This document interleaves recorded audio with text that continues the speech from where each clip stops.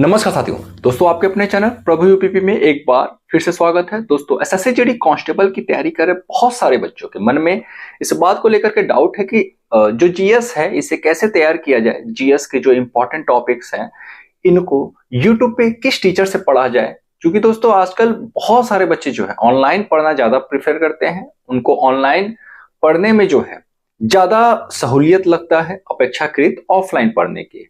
और बहुत सारे बच्चे ऐसे होंगे जो कि कोर्स परचेस करके तैयारी कर रहे होंगे, लेकिन बहुत सारे ऐसे ही बच्चे हैं जो कोर्स नहीं परचेस करते हैं, वो सिलेबस को सामने रखते हैं। सिलेबस के जो इंपॉर्टेंट टॉपिक हैं उनको वो स्पेशल जो है एक एक टीचर से जो है पढ़ना पसंद करते हैं।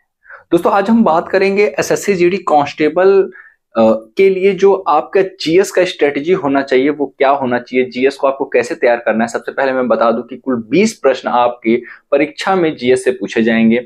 ये 20 प्रश्न जो है हर एक सब्जेक्ट से होते हैं और ये 20 प्रश्नों के लिए जो आपका जो नंबर निर्धारित है वो 40 नंबर है, यानी एक क्वेश्चन के लिए 2 नंबर। ठीक है, अभी हम बात करेंगे जो हमारा पहला टॉपिक है कि इंपॉर्टेंट जो जीएस के जो इंपॉर्टेंट टॉपिक्स हैं वो कौन कौन से। तो देखिए सबसे पहले मैं बता दूं कि आपको भारतीय इतिहास जो है बहुत अच्छे से तैयार करना है। ठीक है, भारतीय इतिहास में आपका तीनों जैसे कि प्राचीन, मध्य और आधुनिक, ये तीनों ही आपको पढ़ना है। लेकिन आधुनिक इतिहास आपको बहुत अच्छे से पढ़ना है, या यूं कह लें कि आधुनिक इतिहास को थोड़ा सा आपको डीप में जाकर के पढ़ना है। अभी परेशान ना हो, मैं सारा जो भी मैं अभी आपको सब्जेक्ट लिखवाऊंगा और उन सब्जेक्ट को किस किस टीचर से यूट्यूब पे पढ़ना है वो सारी जानकारी आपको इस वीडियो के माध्यम से मैं प्रोवाइड कराने वाला हूं।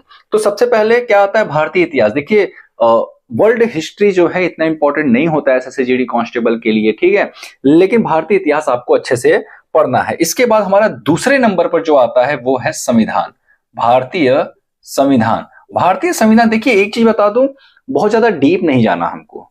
मैंने बताया इसमें कि आधुनिक इतिहास जो है उसको हल्का सा डीप में जाना है और बहुत अधिक डीप में नहीं जाना। संविधान जो है ये भी हमको वन लाइनर टाइप ही पढ़ना है, मतलब यूं कह लें कि ऊपर ऊपर से केवल पढ़ लेना है, वहीं से हमारा क्वेश्चन जो है फंस जाएगा। संविधान के बाद फिर हमारा आता है भूगोल।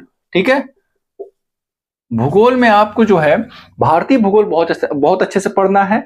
जब हम विश्व के भूगोल की बात करेंगे तो कुछ जो आपके इंपॉर्टेंट टॉपिक है उनको आपको अच्छे से देख लेना है, और किस टीचर से पढ़ना है वो भी मैं आपको इस वीडियो के माध्यम से भी बताने वाला हूं। ठीक है, आपके सिलेबस में भारतीय अर्थव्यवस्था भी है, लेकिन मैं कहूंगा आप भारतीय अर्थव्यवस्था जो है उस पर ज्यादा समय आपको देने की आवश्यकता नहीं है, क्योंकि एक दो नंबर के वजह, एक क्वेश्चन की वजह से जो है आप अपने टाइम को अधिक बर्बाद करेंगे। और वो भी मैं बता दूं, भारतीय अर्थव्यवस्था में आपका जो बजट होता है, ठीक है, जो आपका बजट होता है सालाना बजट, ये जो है आप अच्छे से पढ़ लेना। केंद्र का बजट, ठीक है, राज्य का बजट नहीं, आप जो है केंद्र का बजट अच्छे से पढ़ लेना, यहीं से आपका क्वेश्चन जो है फंस जाएगा। इसके अलावा जो है बजट में ही आपकी स्कीम्स वगैरह भी आते हैं, तो आप अच्छे से जो है सरकारी योजनाएं देख लीजिएगा, वहीं से आपके क्वेश्चन फंस जाएंगे। उसके बाद फिर अगला टॉपिक है भैया विज्ञान। ठीक है, जो आपका साइंस है ये जो है इसमें आपको जो है बायो बहुत अच्छे से पढ़ना है। ठीक है, बायोलॉजी आपको बहुत अच्छे से पढ़ना है। केमिस्ट्री फिजिक्स अगर आपका अच्छा है तो बहुत अच्छी बात है। अगर आपने केमिस्ट्री फिजिक्स को अभी तक नहीं पढ़ा है तो आपको उस पर समय व्यर्थ करने की आवश्यकता नहीं है। बायो आप बहुत अच्छे से पढ़ लीजिएगा, वहीं से आपका क्वेश्चन जो है फंस जाएगा। इसके अलावा दोस्तों अब बात करते हैं हम, अगला जो टॉपिक है हमारा वो है स्टैटिक जीके।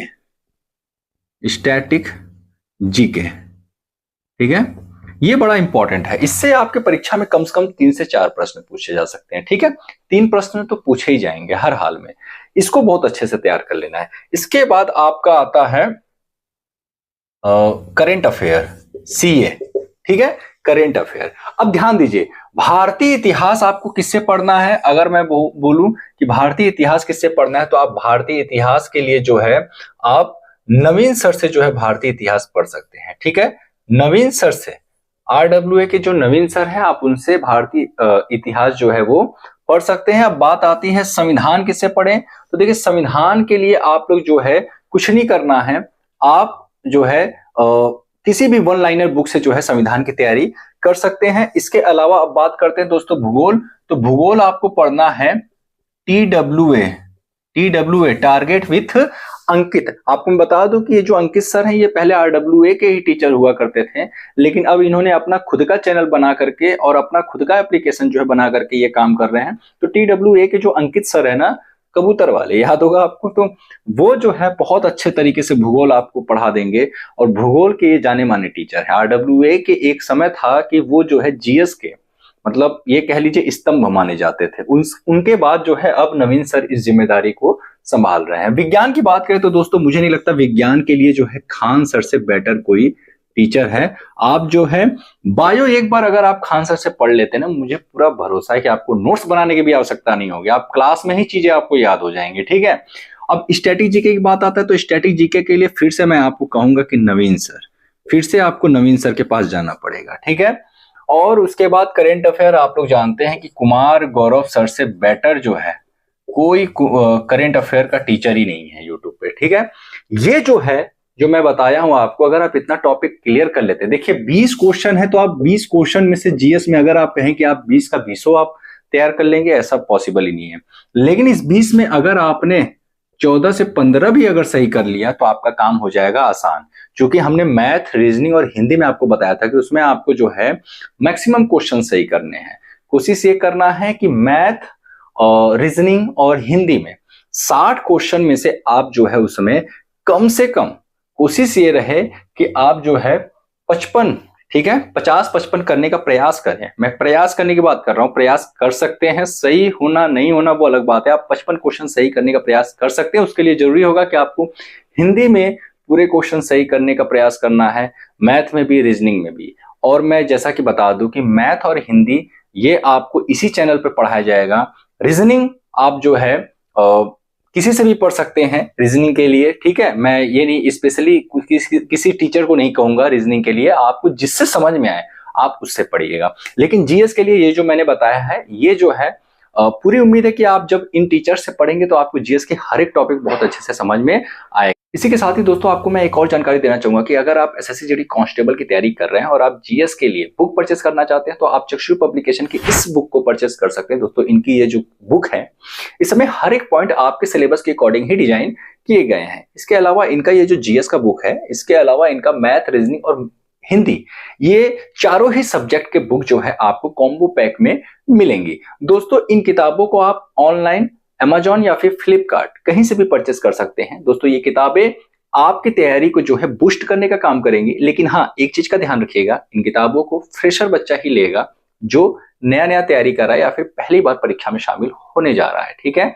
उम्मीद करता हूं दोस्तों इस वीडियो के माध्यम से आपको कुछ सकारात्मक चीजें प्राप्त हुई होंगी और इसी के साथ ही मैं इस वीडियो को यहीं समाप्त करूंगा। आप सभी अच्छे से तैयारी करें, आपके पास समय अभी इतना है पर्याप्त कि आप अच्छे से तैयारी कर सकते हैं। आपने पीछे कितना पढ़ा है कितना नहीं पढ़ा है वो मैटर नहीं करता, लेकिन अब से आप कितना अधिक मेहनत कर रहे हैं ये मैटर करता है। कितना कट ऑफ किया था प्रीवियस ईयर उस पर भी आपको ध्यान नहीं देना है।